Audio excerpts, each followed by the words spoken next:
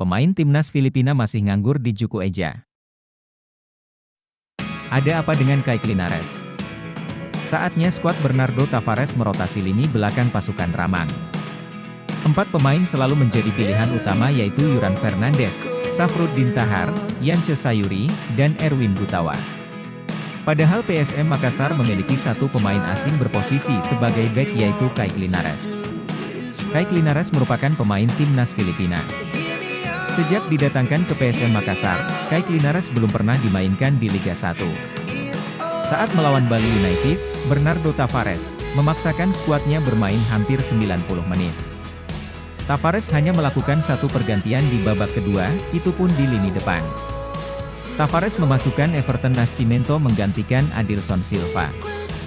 Padahal lini belakang pasukan Ramang kewalahan menahan gempuran Serdadu Tridatu.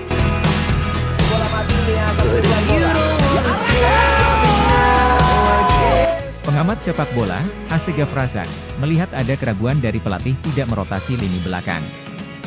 Asegaf melihat Tavares tidak mempercayai pemain yang ada di bangku cadangan.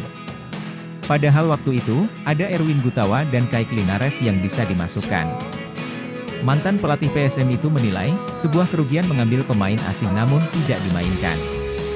Kerugian pun berlapis karena pemain asing punya bayaran yang lebih besar daripada pemain lokal.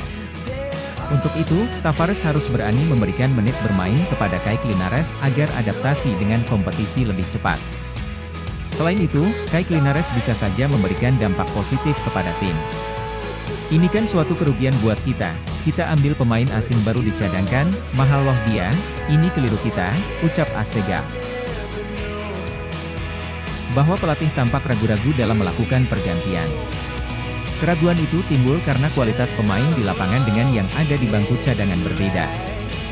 Sehingga Tavares berhitung untuk memasukkan pemain pengganti. Jadi di situ kelihatan bahwa ada keraguan Tavares mengganti pemain. Artinya keraguan dalam hal kualitas, katanya. Ketika dia mau mengganti apakah bisa? Kita bicara masalah kualitas, apakah yang masuk ini bisa seperti yang diinginkan, tandas Imran. Sumber berita tribuntimur.com